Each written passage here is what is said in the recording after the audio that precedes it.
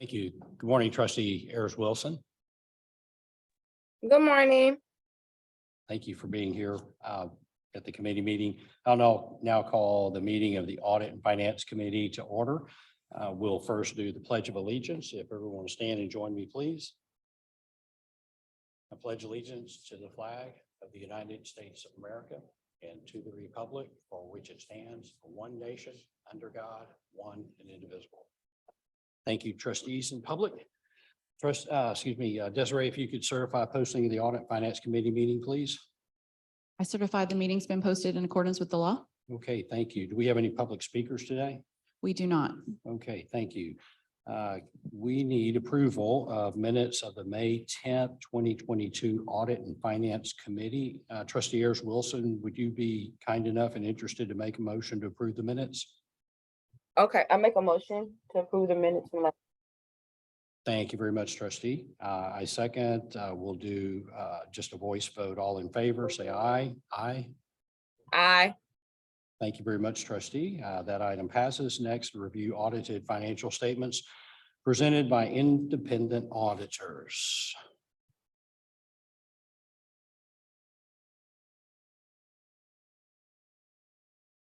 Good morning. Good morning. Good morning. So yes, I'm going to share the results of our audit. Introduce yourself, please. Oh, I'm sorry. Would you introduce yourself, please? Yes, my name is Greg Peterson. I'm the audit partner for Weaver and Tidwell. And it's my pleasure to present the results of the audit for the year ended August 31st, 2022. I believe you may have a hard copy of the slides in front of you, or may have been provided electronic copy. But I will just start going through the slides. A quick introduction of myself. Again, my name is Greg Peterson, the audit partner for the engagement. Brittany Drew, who was unable to be here today, she's feeling a little under the weather, is a senior manager on this engagement. And on the next slide, if we can go 2 slides to the. Oh, okay. There we go. Okay, yeah. Here's just a quick table representing the audit team. As you can see, we do have an independent quality control reviewer assigned to this engagement, which is part of our quality control process at Weaver.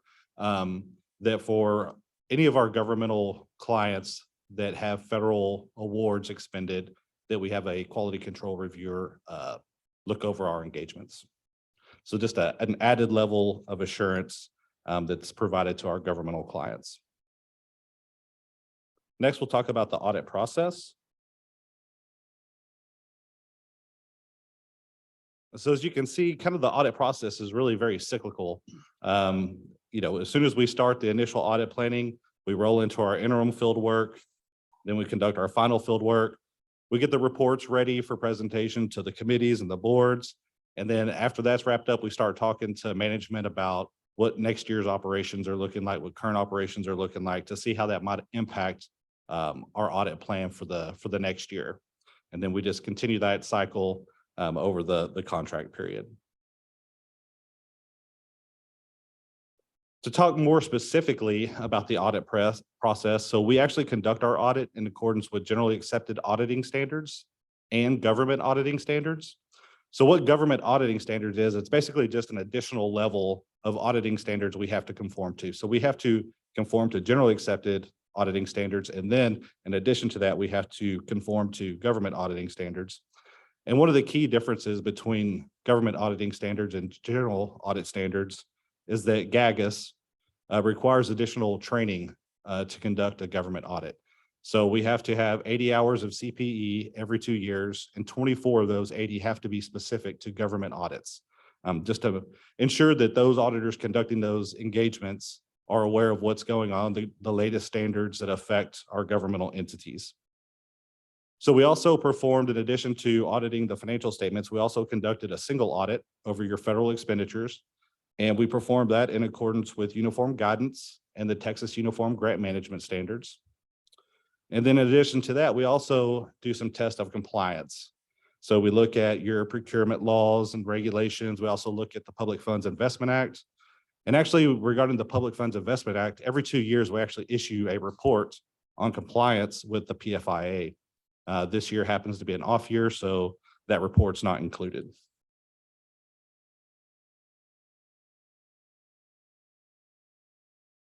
As far as our audit approach is concerned, we do take a risk-based approach, and we focus on some of the high-risk areas. So we really look at cash disbursements regarding payroll and non-payroll expenses. We really want to identify if there's any weaknesses in internal controls over those areas that could cause potential misstatement of the financial statements. We also look at improper revenue recognition, specifically as it relates to federal and state grants. We also test internal controls. As I mentioned, part of the risk-based approach is to get an understanding of the college's operations. So we go through, we identify the key transaction cycles. We get an understanding of how those operate to make sure there's no weaknesses in those internal controls, or if we can offer recommendations for some type of improvement. We also, again, tested compliance with those federal programs over those major program compliance requirements that are identified by the OMB. And then we design our audit to provide a reasonable assurance regarding the college's financial statements. So obviously we don't audit 100% of the college's transactions to be able to provide absolute assurance, but we can offer reasonable assurance on the financial statements based on our audit procedures. So some of the results from the audit and some additional communications that we're required to make, again, under GAGAS standards. So regarding the audit of the financial statements, we will be issuing an unmodified opinion. And again, that is the highest level of assurance that you can receive in an audit.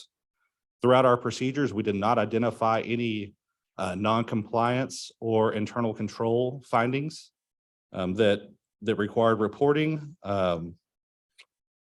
And regarding the federal awards, again, we conducted single audits over the Student Financial Aid Cluster, the Education Stabilization Fund, and FEMA.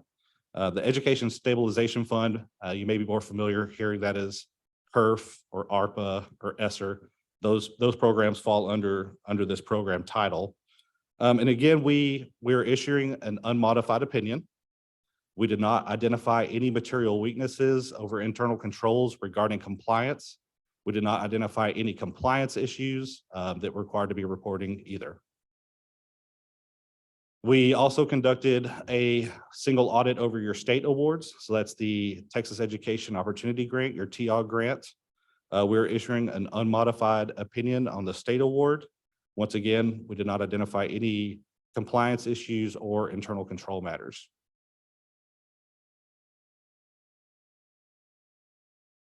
As required by GAGAS, we do have to report on the status of our prior year finding. As you may recall, last year we did have an internal control finding over TOG. And that really just related to identifying students as either initial or renewal year award for that program.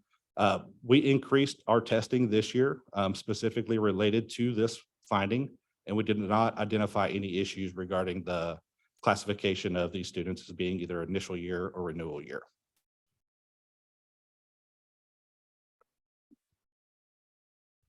I'd like to point out that this year, the college did implement a new accounting standard. So GASB 87 regarding leases was implemented in the current year. And this really relates to how we report leases in the financial statements. So prior to this standard, there was kind of two different buckets that a lease could fall in, either a capital lease or an operating lease. And operating leases did not go on the face of the financial statements. It was just a footnote disclosure. Well, GASB followed FASB and adopted 87, which puts basically any contractual obligation or right to use of an asset that is beyond 1 year on the face of the financial statements. So for FY, and this standard had to be adopted retroactively. So this was actually applied back to 2021. So we restated the 2021 financial statements as if 87 would have been implemented there. And the net effect to 2021 was a decrease in net position of $83,000. So very de minimis effect to prior year.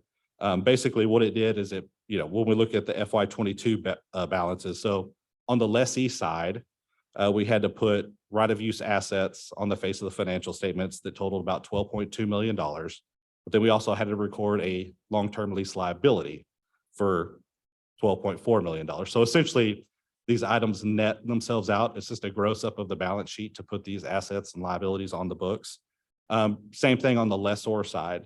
So for the lessor side, we had a lease receivable of about $7.1 million with a deferred inflow of $6.4 million. So those two items also essentially offset each other on the balance sheet. So the implementation of this new standard had very minimal impact to the net position of the college.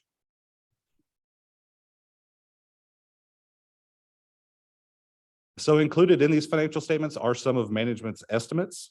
So we just wanted to be sure and point these out. Obviously, the proportionate share of the net pension and OPEB liability are large estimates that are included on the face of, or in the notes to the financial statements and also on the face of the financial statements. And the other largest one would be your allowance for doubtful accounts.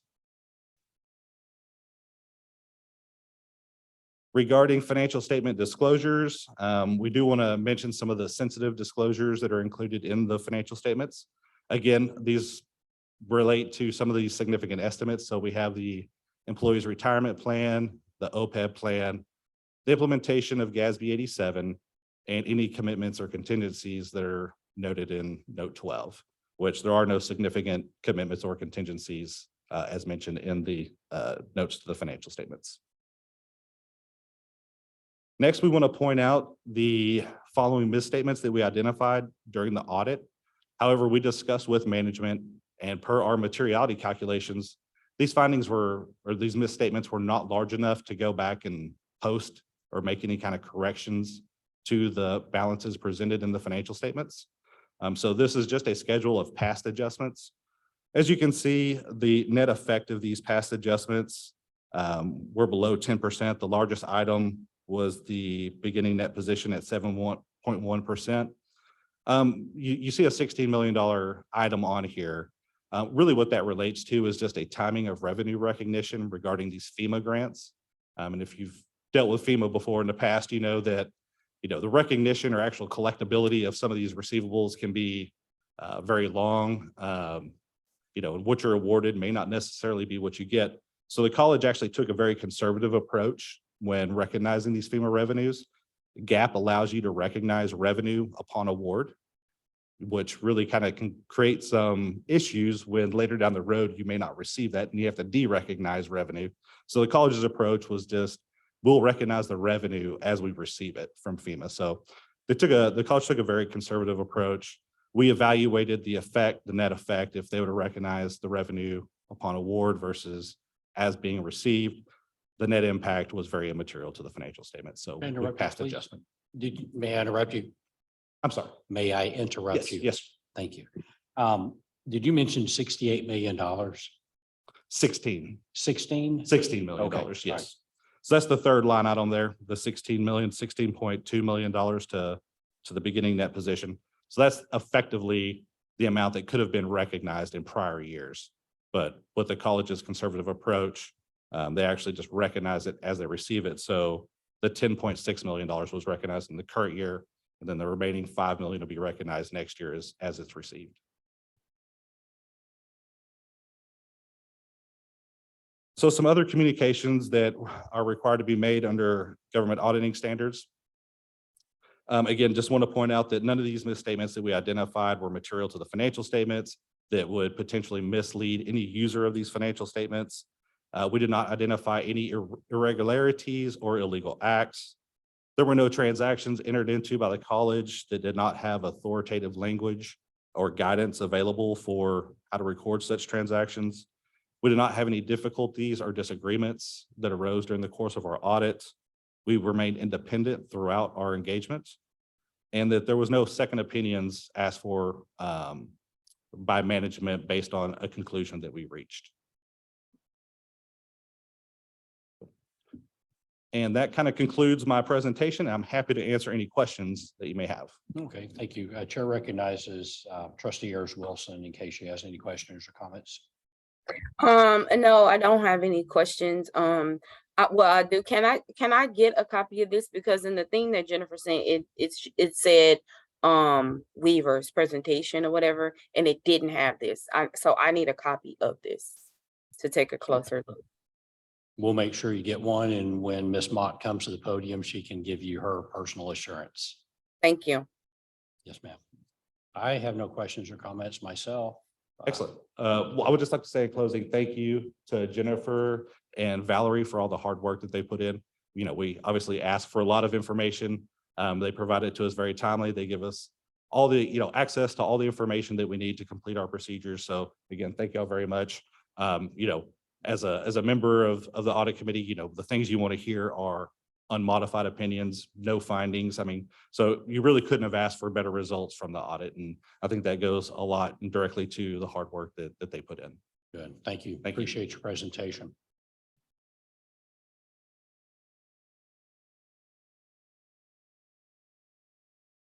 Next item is item number 7, internal audit update. Sorry, trustee Sullivan, I have some additional slides that goes with the. Oh, that goes Right. with 6. Okay. Yes, Yes, that ma'am. goes with Forgive number me. 6. Yes, ma'am. Yeah, part of the presentation of the financial results. Slide 27 and 28. Here we go. Yes, so thank you very much for joining us this morning, trustees. Just real briefly, both for the committee and for the public, I want to just give a high-level overview of this process.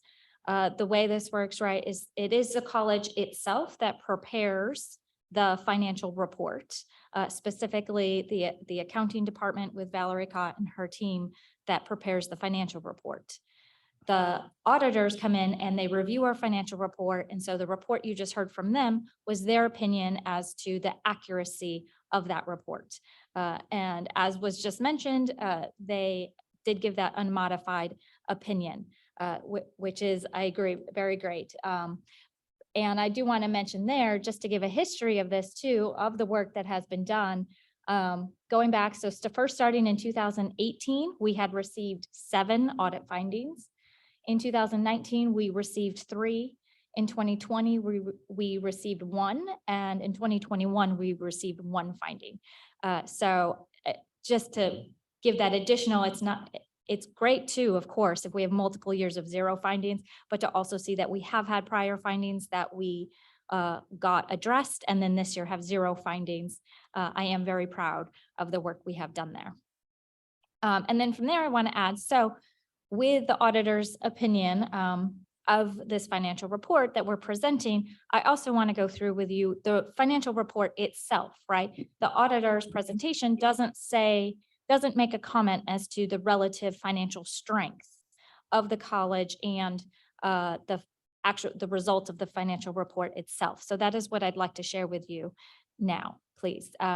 So what I'd like to go through is, so for any financial report, the key reports, and really for me, usually the pages I go to is page 36 is the balance sheet, page 38, and this is in the financial report itself. Page 38 is the income statement. And then page 41 is the statement of cash flows. Those are the 3 primary reports. Of course, there is then many pages of notes to the financial reports. But in terms of the summaries, those are the 3 primary reports in the financial report that has been presented to you. I'd like to go through some elements of those reports, but first mention to you how we report. So Lone Star College is classified as a special purpose government engaged in business type activities. That is a key. I will explain where that is a key thing to understand as you review our financial reports. So first to share, so the balance sheet is always a snapshot in time, a single point in time. So we have the balance sheet, August 31, 2021, our beginning net position for this year was 254 million. And then our ending net position as of August 31, 2022 was 297 million. Each of those snapshots in time, the income statement that I show in between is because it's the income statement that shows the activities that occurred over a period of time between those 2 snapshots in time, the September 1, 2021 through August 31, 2022. So on that income statement, revenues minus expenses resulted in a net income of positive 43 million. And it is that 43 million that then improved our net position on the balance sheet from 254 million to 297 million. And then on the right side of this, you can see the history of our net position, right, which is assets minus liabilities. And you can see where we have been positive, and the 1 year in 2018 is in red. It is positive, but I put that in red because that was the only year in this history where our net position declined. In all other years, obviously it is positive that each year our net position is improving. So as I mentioned, that income statement, this is the activity that occurred during the course of the year that gets us to the beginning net position to the ending net position. So to share some additional details from that income statement here, you can see operating revenues in 2022 of 163 million, operating expenses of 493 million, and then there is an operating loss. This is the key place that I want to mention where that classification of us being a governmental entity engaged in business type activities becomes important. So it is tuition and fees, student revenues that is included, is the primary item included in operating revenues.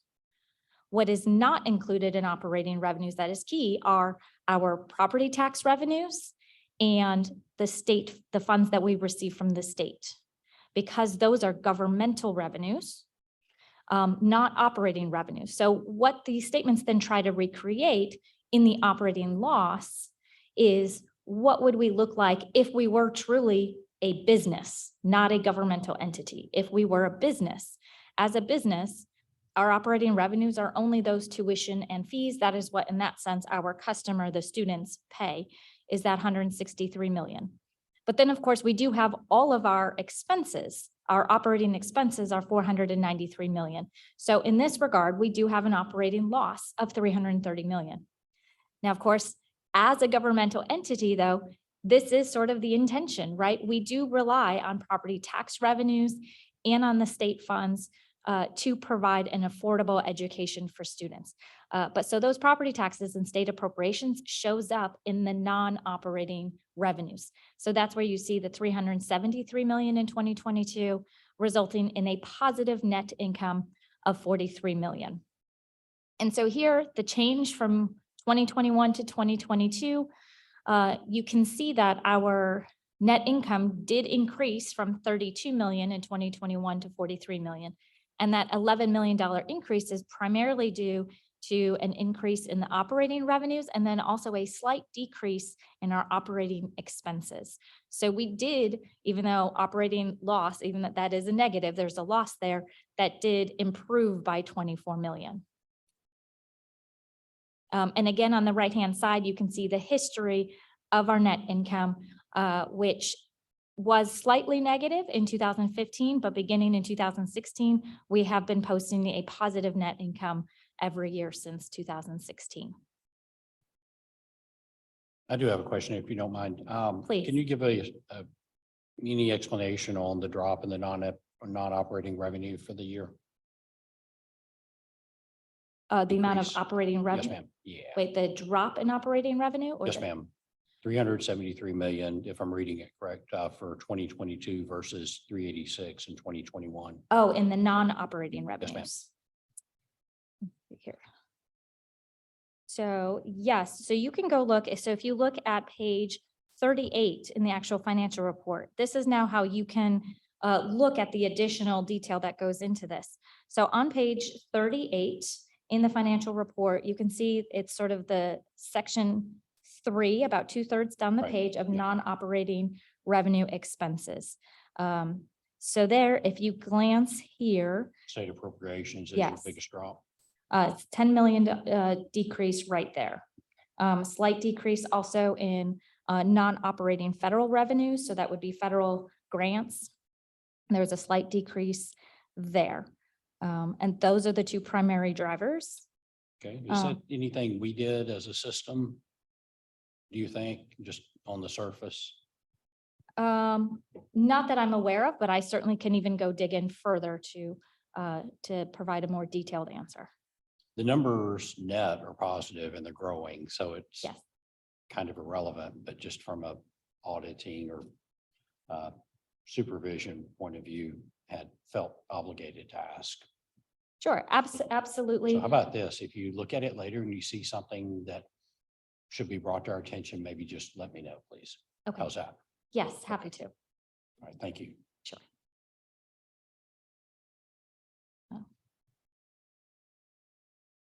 Okay, so to move to the next set of results from these financial reports, I'm going back again to the balance sheet, because each time the balance sheet, like I said, is that snapshot in time at the beginning and end of the year.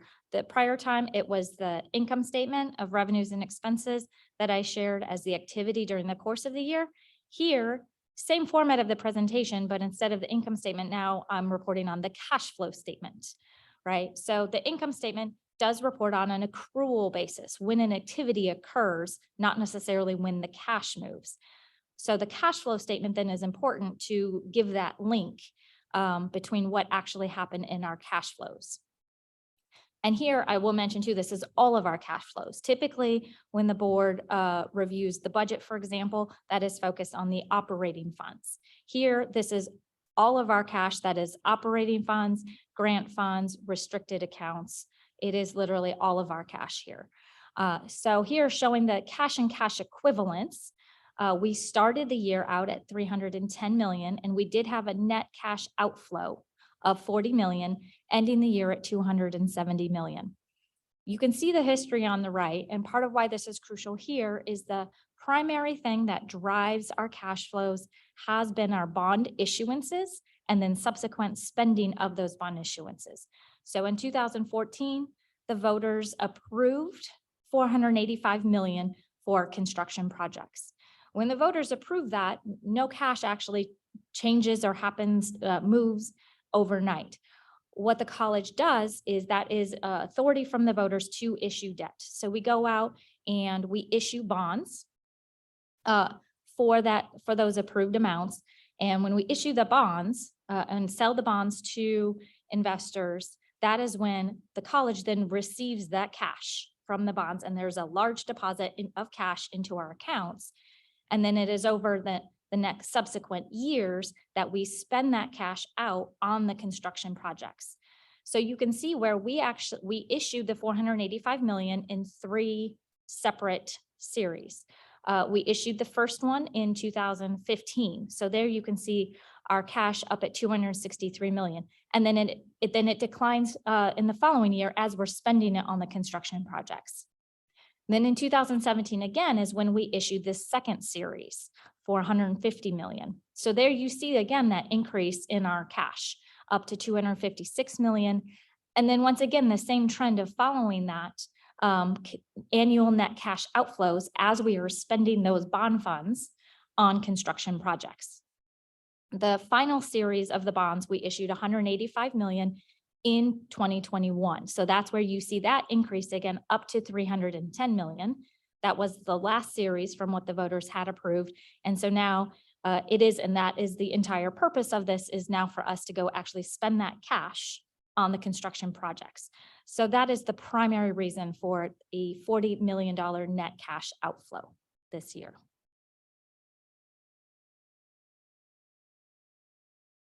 So again, now on that cash flow statement, just to dive a little bit deeper here too, it is categorized as operating activities, non-operating activities, financing activities, and investing activities. That then you can see shows here 39 million, right? 39 versus 40. We have rounded all of these numbers for the presentation. So the primary year, the change year over year is in 2 places. First, in financing activities, right? That decreased from 2021 to 2022 by 150 million. And then again, is primarily due to the issuance of those bond funds that we did in 2021. So we had a large net cash inflow by financing activities, which is issuing that debt in 2021. Of course, we did not issue anything in 2022. So that is what drove that difference. Then the other difference driven in the net cash provided by investing activities, again, a lot of this in cash is primarily driven by these large bond issuances to pay for construction projects. Once the 185 million of cash came into our accounts in 2021 from issuing the bonds, and we knew it's going to be over a couple of years that we spend that cash out on the construction projects, we did go put that cash into some still short but longer term investments to earn interest on that cash prior to it getting spent out. So that is what you're seeing in the cash outflow in investing activities. And again, here you can see the history on the right-hand side of that net cash flow, which I really just described this dynamic on the prior slide as well of why we see inflows and then outflows in intervening years. So finally, right, I've kind of done a little bit deeper dive into first the income statement, then the cash flow statement. So now I did want to provide some expansion onto the balance sheet itself, and specifically the components of the net position. So here, right, in 2021, we had ended the year with a $254 million net position. And that improved by 43 million this year to ending the year at 297 million. And you can see where this is broken down into net investment in capital assets. Obviously a very minimal amount that is in a restricted account. We do always have to keep some funds in a restricted account for debt service. And then finally is our unrestricted net position. Now this is not the same as our cash reserves that the board primarily looks to in terms of making sure we have cash on hand for emergencies. So this is not the same thing as cash, but unrestricted net position is still an important financial metric for the college. It is one metric that rating agencies look at. For example, they of course do also look at our cash reserves. But rating agencies have in the past mentioned our negative unrestricted net position. So there you can see in the history back in 2014, we did have a positive unrestricted net position. Over these intervening years, the primary driver to that has been in 2015. There was a new GASB rule for us to recognize the net pension liability. So we had to add that liability to our financial reports for the first time. And of course, that is when we first turned negative in our unrestricted net position. And then in 2018, you see is the next large change. That was when we had to implement the GASB rule to recognize OPEB, which is other post-employment benefits. So those are the 2 years that we had to add a new significant size liability to our financial reports. And those are the years you can see that primarily drove us into a negative unrestricted net position. And then in other years that had smaller moves, a lot of that can also be driven by the investment we have been putting into our buildings, right? We have this bond program where we are taking cash and spending that on buildings, construction projects that then goes into the net investment in capital assets. So even where our net position can be improving from year to year, in some years, that improvement of net position was primarily in the value of our facilities. Obviously not necessarily in the unrestricted net position. So I am here, I am happy to see though, hopefully over time, I do hope that we can get back to a positive unrestricted net position. So I am happy for this $43 million improvement in net position today. A good portion of it, 21 million of it, did go to improving our unrestricted net position, right? And the other 24 million went into capital assets, but 21 million improvement to the unrestricted net position. And I do hope that we can continue that trend in the future and eventually get back to a positive unrestricted net position. Could I ask you a question before we move forward? I heard everything you said and I think I understand, but I'll talk with my hands a little bit. So in 2021, we had an increase in net investment in capital assets of 333 million. Mm-hmm. So in 2022, we had an additional 342 million increase. No, that is the actual balance of the capital assets, because now we're on the balance sheet. So this is not the activity that occurred, it's the snapshot in time. So as of August 31, 2021, the value of the net investment in capital assets was 333 million. That increased by 24 million Okay. to give us now an ending balance on August 31, 2022 of net investment in capital assets of 342 million. All right. So that is the balance. Okay, makes sense. And an example of a capital asset would be The building we're in right now, our campuses, physical plant. yes, Mhm. Okay, all righty, thank you. yes. I have a question. Yes, ma'am. Chair recognizes trustee Ayers Wilson. So Jennifer, just for clarity, the unrestricted net position, the history. So from what I hear what you say for 2018, what happened for the post employee, but what happened from 2018 to 2019? Because that is a huge difference. Yes, and in that year, and I can certainly go back to those years' financial reports to refresh my memory and provide you even additional details. But from what I remember, right, we were still very much in the middle of this bond program. So let's see.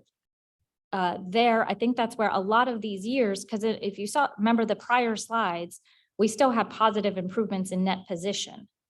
So in those years where we still had a positive improvement in net position, but a decline in unrestricted net position, that has meant that in those years, we have increased by a larger amount the net investment in capital assets.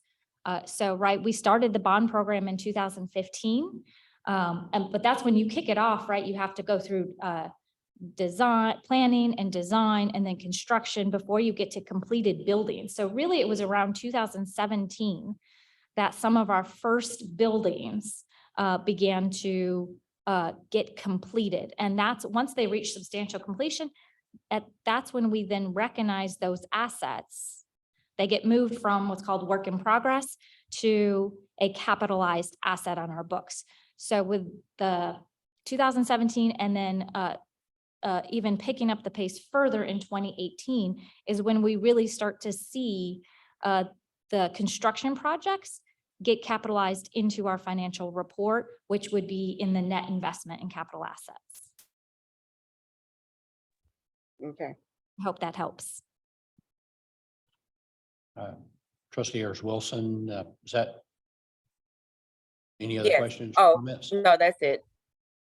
Okay, thank you. So that does conclude my presentation. I know there were questions along the way, which I appreciate, but if there's any further questions, I'm happy to answer those. None for me. Trustee Ayers Wilson, any additional questions since Ms. Mott's at the podium? No, just the presentation from Weaver. Okay, thank you. Thank you, Ms. Yes, Mott. absolutely. Appreciate I it. will provide that. Yes, ma'am. Okay, thank you.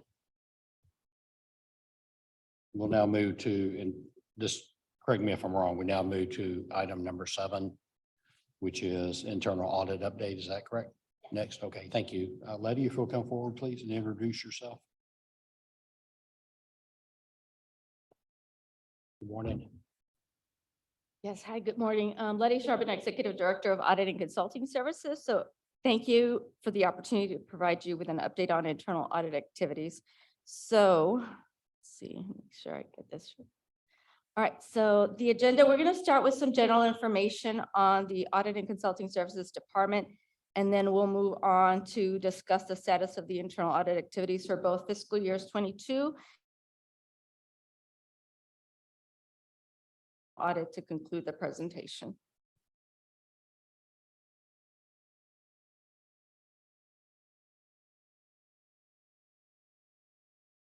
Okay.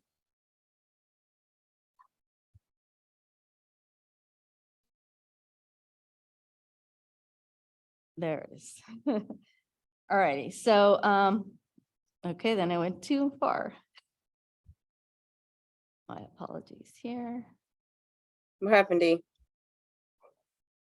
All right, okay. So our mission is to provide independent objective assurance and consulting activities designed to add value and improve the college's operations. So we strive to be a high-performing internal audit function and be viewed as a valued partner and trusted advisor. So to ensure compliance with professional requirements, we follow the Institute of Internal Auditors International Professional practices framework. And then these standards require that we conform the organizational independence of the internal audit function. So you can see by our placement, ACS is organizationally independent. On November the 1st, we submitted our annual report prepared in accordance with Texas Government Code Section 2102.009. The annual report was posted on the department's website as required, and it includes a description of the department's quality assurance and improvement program. And part of that QAIP, we went ahead and did a self-assessment for the year. And the annual report communicates the results of that assessment as generally conforming with standards. So basically, the rating means that we have policies, procedures, and practices in place to implement the standards and requirements necessary to ensure the independence, objectivity, and proficiency of the internal audit function. All right, so as far as our status for fiscal year 2022, we completed 9 projects and 5 projects were deferred to fiscal year 2023. So you have that listing there. Other activities that we do include the maps. We go ahead and track the implementation of management action plans. So those are the action plans for management in response to audit recommendations. So you'll see on the chart, as of 8/31, of the 19 management responses that were tracked, 11 were closed and 8 are in progress. And then we also administered 28 reported suspected fraud incidents. All of them were closed as of 8/31.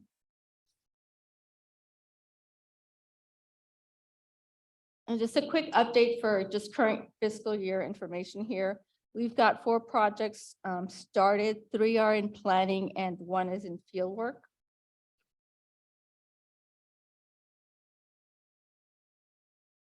And then as far as management action plans, we currently have 11 that we're tracking. And then we have administered 7 suspected fraud incidents, 6 have been closed, and 1 is in progress.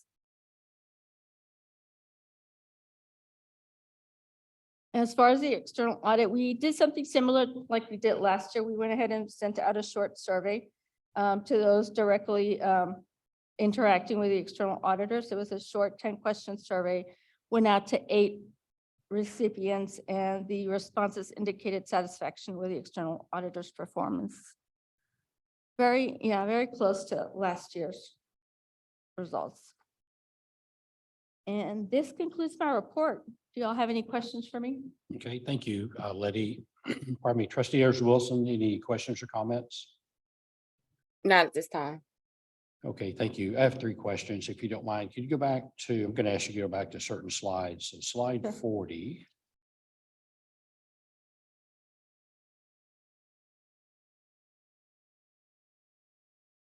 Okay, thank you. Yes. The last bullet point communicates results of internal self-assessment as generally conforms with standards. This generally conforms the highest level that can be self-assessed. Yes, that would be the highest level. And again, it is an internal self-assessment, so it's us assessing ourselves. Okay, all right. And then on slide 42, my question had to do with the fraud incidents. Says FY22 suspected fraud incidents all closed, but I don't have any idea what the outcome of those incidents were. Can you add some color to that, please? Sure, I don't have all the details with me. So basically, most of these ended up being referred to other responsible authorities, depending on the nature of the incident. If there was one that was a specific investigation that was done, that would have gone to the relevant cabinet member, and it would be just a summary of a conclusion of the investigation, but the actual detailed reports go to OGAC. Let's see, and I think, mostly were referrals. Some of those had to do with just fraudulent applications coming in and that were being caught at the front end and being reported to us just for tracking purposes in case we needed to do anything further with those. So those, I think, were most of what those 28 related to.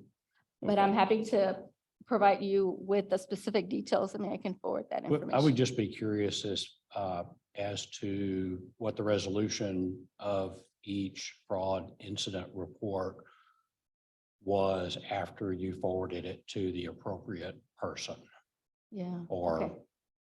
department. In other words, what they do with it All right. and was it resolved? Mhm.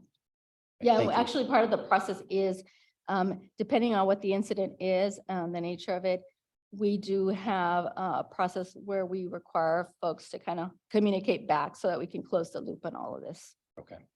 Alrighty, and then my last question has to do with slide 44. And looking at the colors. Are the colors in both the upper and lower portion just to differentiate between the numbers, or is there any significance to the color? No, they're differences? just to differentiate. Okay, good. Okay, thank you. Those are all my questions, comments. Trustee Ayers Wilson, any questions or comments of Letty? No, Okay, thank you. Trustee Ayers Wilson, any closing comments or questions before we adjourn the committee meeting? no questions, and just thank everybody for the time. Okay, thank you.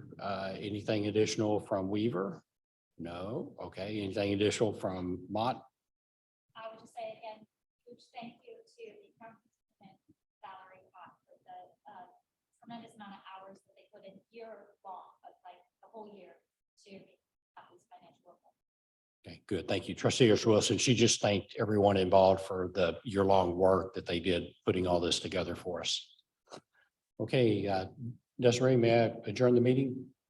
Thank you. The meeting's adjourned.